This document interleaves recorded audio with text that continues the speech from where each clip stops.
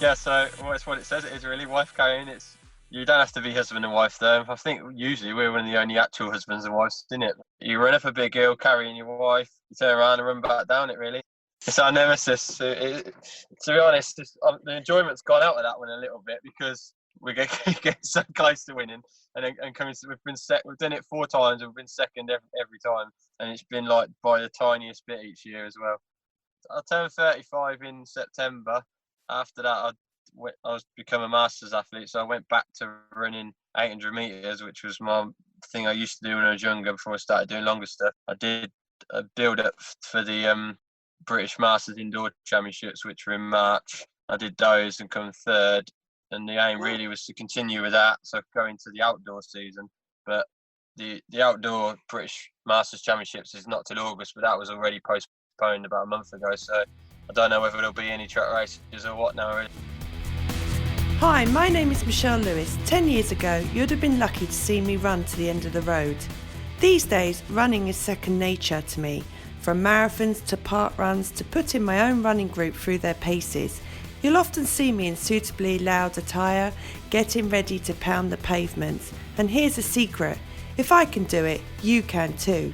There's so many wonderful and inspiring stories in the world of running. And not just running, some of my favourite tales involve those who take to their wheelchairs, bikes or simply their own trusty feet in an attempt to get fitter, faster or just have some fun. In this podcast, I'm going to be in conversation with some of the most inspiring and fascinating of these people. Remember, it's your time, your speed, your way. The only person you need to keep up with is yourself.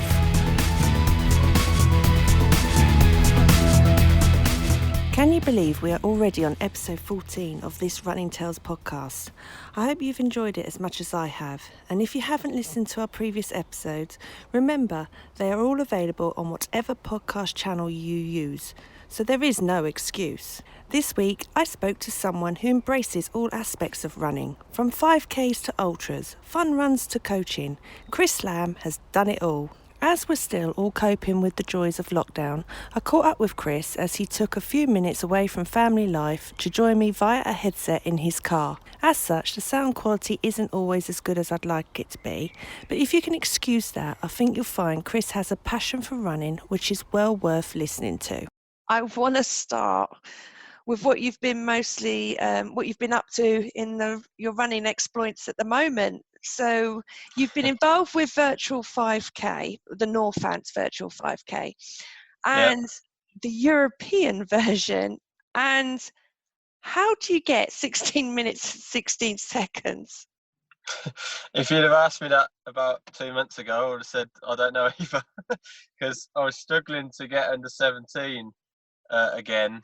The parklands I was doing and stuff, but since the lockdown, I've concentrated more just on 5K. So, and it seems to be working. I've got a lot quicker than I was when I was racing, just going out and running in a time trial on my own. So it is a case of being by yourself and just focusing on yourself than other people that's really helped you? Or do you feel the most relaxed because you've spent so much time with the family? I think it's mainly just because I've never really focused just on 5K, because I've always been doing other stuff, and 5K has just been something I've done as well. But in the last few months, that has been my main focus. So more of my training has been based around that, really. So I think that's the main reason why. So on both events, the Northants 5K and the European version, what position did you come in? Was you the leader on both of them, or? I was 12th in my age category in the European Masters 5K, and then the Northants one hasn't been finalised yet. The actual road running league version, so I'm still waiting to hear on that. I think looking at the results from previous weeks, so I'll be in the top 10, I think, and possibly sneak in the top 5 maybe, but I'm not sure because I haven't seen what people have run in the last race. A lot of park runners we both know in Northampton have taken part. Do you think as the lockdown continues and parkrun being realistic, we are looking at least another month to possibly the rest of the year, are you thinking of doing another one to keep the spirits going? I think the Northampton Athletics Association have asked if we will do another one as well. So possibly. It's been a lot more work than we thought it was going to do. So we'll have to see how we all feel about it, because it's me, Sarah, and Pete who have been doing it. So we're going to have to decide on that. And Sarah's the one from Wine Runs, is that correct? Yeah, Sarah Davis. She does Desborough Races. She's from. Okay, and Peter's the one that did our mental health podcast a couple of episodes ago. So just so all the listeners know. With that, have you always been a runner? I started running when I was about 13 at school, 12, 13, something like that. And then I started taking it, well, I was taking it seriously, but football was my main sport until I got to about 16. And then I just left the football and just concentrated on the running then from pretty much then on. And other than about two-year gap where I didn't run, because I went travelling and a bit of other stuff when I was in my early 20s. Apart from that, I've run all the way through up till now. What was it that attracted you to running? Being on your own, or what, did you join a club and was running with other people? What made running take the higher priority than football in your passion for it? Because I was better at it. I enjoy football more, and for now I just watch it rather than playing. And I was a good footballer as well when I was younger, and that's why I tried to pursue that. But once I realised I had more chance of being a better runner as I got older, and I finished boys football up to under 16s, and I played right from when I was 8 years old. So then it was a case of that had finished now, so it's more try and concentrate just on running. Have you always stayed with a club? What's been the build up? Because you're only, if you don't mind me saying, you're in your 30s? 35, yeah. Yeah, so 35. You're a youngster. You are, And believe I'm me. officially a Masters athlete now. I know, but you know, to get like 16 minutes, 16 seconds now is just, you know, amazing, you know. So especially to like a fun runner, as I like to call myself, but it's still impressive. How do you feel the fact that you've always continued running has helped you stay fit and keep a really good record of times? Do you get injured? That's what I want to know. Yeah, You do? I've been lucky and hardly had any injuries. I got injured right before London Marathon last year, and I think that's the only time I've had to miss a race for injury. So what's your week? What's your average week of running? I run every day apart from one day. Usually I have one rest day a week, so 6 days a week, but just once a day. So that's now. Have you always been like that? Have you always run? Pretty much, yeah. Pretty much, yeah. And then how long have you been a postman for? Because that surely must help you, being on your feet all day. Yeah, 11 years, something like that. So when you're out, especially like when you're training, and we'll go on to your distances in a minute, do you run during your deliveries if you can, if you're not holding massive parcels and sacks everywhere? Or do you use it to your advantage, your job? Because it is the ideal job. Yeah. No, you can't really run it because it's too much stopping and starting anyway, and you're carrying your bag and you're always getting stuff in and out, so you can't really run it. But so it's all just walking. But yeah, I mean, it adds mileage on, and I don't know if it's. It obviously helps overall and it helps conditioning of you, but sometimes it doesn't help. If you're going to build it to a race and you're trying to taper and you still got to walk 10 miles a day, it doesn't help then. But overall, it's definitely better, yeah. Better than sitting in an office or whatever.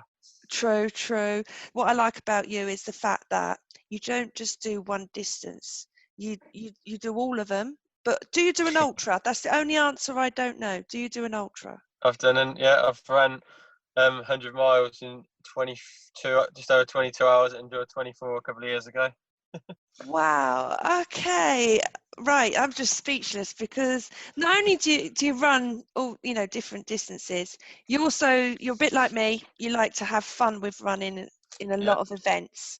So how did Quirky Races come about? Just from that, really, what you just said, I like doing different events, not just normal running. Any event where it involves running, but something a bit different attracts me to it, really. So I did a lot of races like that, and I realised there was a lot more popping up everywhere, all different sorts of ones. So I thought it'd be good fun to try and put one on myself to start with, but I also wanted to not just put events on, but I did a lot of reviewing obstacle course races for a couple of different sort of companies who just review races and things like that, and I enjoyed doing that. So I sort of put that into the Quirky Races as well. So when I'm doing other events, I review them, and write articles about them, and then I put a few on myself as well. Let's talk about the other events. The one that my husband and I love is the wife carrying. And Yeah. please tell us a bit about that so everyone knows. Yeah, so it's what it says. It is really wife carrying. You don't have to be husband and wife though. I think usually we're one of the only actual husbands and wives in it. It's in Dorking in Surrey once a year, around usually March, April time, and you run up a big hill carrying your wife, and then you turn around and run back down it really, and there's a few obstacles like hay bales, and they lob a load of water at you and stuff like that. That was one of the reasons I started Quirky Races. I saw how much media attention that race gets. It's all over the world, and it's like it's in every national newspaper the next day, and all the media are there when you're there. So tell us about the story, because you and Bex have been very close to coming first for the last few years. It's our nemesis. To be honest, the enjoyment's gone out of that one a little bit. It's just because we get so close to winning, and coming. We've done it 4 times, and we've been second every time, and it's been like by the tiniest bit each year as well. And we didn't actually do it this year. It was ran because it was just before the lockdown, but we decided to give it a year off and then go back to it next year, just because the enjoyment had gone out of it a bit for us, because it was becoming a bit too competitive rather than the fun side of it. As well as with Bex, your wife, you do also involve family members, and what I really love is the fact that you do separate stuff with Carter, your young son. Is it McLean? Yeah. Your daughter. And your daughter she has ADHD? Yeah, so yeah. And it's just amazing when I see your Facebook posts, the fact that you use tools as like exercise to help. Yeah, we're a really active family, and we have to keep. We can't really. Well, no, we've had to sit in the house a bit more lately, but we like to get out and do stuff all the time, and that helps really. That we've got running, and they can come to my races, and there's often kids races involved in them, so get them involved. Yeah. But during the lockdown as well, what I like is that, and I hope you don't mind me talking about your family, you've started doing like a little Olympics type tournament with the 4 of you in your house and doing different obstacles around the house. Who came up with that idea? McLean got that idea off of YouTube. She watches a lot of YouTube, and there's a family. One of her favourites is they're called Dad v Girls, and they did it, and we sort of adopted it and did our own challenges. We did a few of theirs, and we did a few of our own challenges. So it weren't my idea, that one. I can't take credit for that. So with the lockdown, you haven't been restricted in exercise. You've just made the most of it and found new ideas, more so with the family. But I have seen you have gone out yourself and done some long runs. Is that for headspace, just to clear your head? As I said, I only run once a day anyway, so it didn't really affect my training. Since I can't race at the moment, so obviously that is a big difference, because that's why I train. But these virtual races are helping with that. So you're not the only postman that likes to dress up and do exercise. McLean just had a birthday recently, and there was a video that was going all around the media. Yeah. Where some superheroes came and wished her happy birthday, and you had a fire engine as well. How did that come about? We was a bit worried about a birthday, because usually we'd go away or should have a party or something, and we couldn't do any of that. That was down to Becky, my wife. She contacted certain, like the police and the fire station, and said, could you come do something? And then we didn't know if anything would come out of it. And then the local posters, so I work in Kettering, but the ones in Northampton had been doing some things where they'd been dressing up in different outfits and going and visiting people on their birthdays and stuff. So I spoke to them, which actually Becky spoke to them as well. And then it all come together. We didn't know if it would, and then the fire service said they wouldn't probably be able to do it, but if they weren't busy at the time, they could. And then I went up the street to go and see the posters, and the fire engine was there waiting as well, and it all come together, and they come up with their sirens on outside the house, and the superheroes all ran up together, and it all was really good. Yeah. Have you found with your street that you've become like closer, or have you always been a close-knit Yeah, community in not your not as street. much as you in your street. In your videos I've been seeing. I know, like a boogie, but like I said, you're like my twinny in that sense, that we like to dress up and have fun and Yeah, entertain other people. But let's go on about your own running club. So you've got Parklands Jog and Run. How did that come about? yeah. Well, I wanted to do some coaching as well once I got a bit older, and because I'd been in running for a long time, so I did my coaching courses, and then the next step was to set a group up really, and that was 9 years ago, just over 9 years ago now, and yeah, Parklands Jog and Run's been going ever since. And you did a celebration online with drinks and dressing up and a run. So you kept it Yeah, going. You've kept this community together. yeah, we would have been out on a anniversary do, which was 9 years May, but we obviously couldn't do that. So yeah, we just did an online thing on Zoom. Yeah, we've done a few other things as well. And you have so many different characters, and a lot of them do come to Park Run. One of them's just become a run director, Julia. How do you feel Yeah, seeing that they go on and help other runners? And Northampton Parkrun started about a year after we started, so it's been going ever since together. So it's worked well, and we've it works both ways really. We've got a lot of members from Parkrun because they've seen our other runners there, or someone's mentioned it, someone they've come because they've done Parkrun and seen us. But also we've got a lot of people in who had never ran up anywhere near 5k, and they've built up and then they've gone and done Parkrun after coming to us. So it works really well having it, but it works both ways. do you like the fact now that we have more than one Park Run in Northamptonshire? We have Yeah, definitely. It's several. good that there's so many. Yeah, I mean, we've had quite a few local anyway in other towns, and now we've got about 4 or 5 actually in Northampton. With your group, you don't just run it, walk it. You actually volunteer as well when you do club takeovers, not just at the racecourse one, but you've done Sixfields. You done Blissworth yet? We were supposed to be doing Pittsford, Brixworth, and that was the right on when the lockdown was. It was like they hadn't announced if they were going to do Parkrun till the Thursday, I think it was, and the Saturday was when we were supposed to be doing it. So we just Oh, missed out on that. but there is such a buzz on your group, and what I've seen is to keep everyone motivated. You've been doing bingos, you've been doing virtual fartlet sessions to keep people motivated to go in.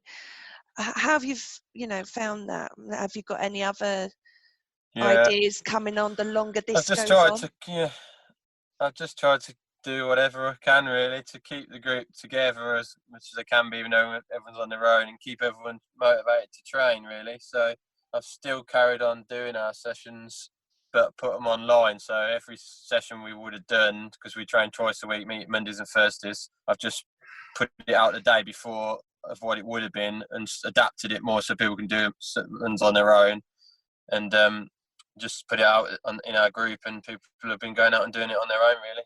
How does Same that sort make of you thing. feel when you get those comments back and the sweaty, well, the glowing selfies and their Stravas? Do you think, yes, I'm Yeah, still it's good. It's good. It's coaching? good. Yeah, it's good to see everyone's still out doing it.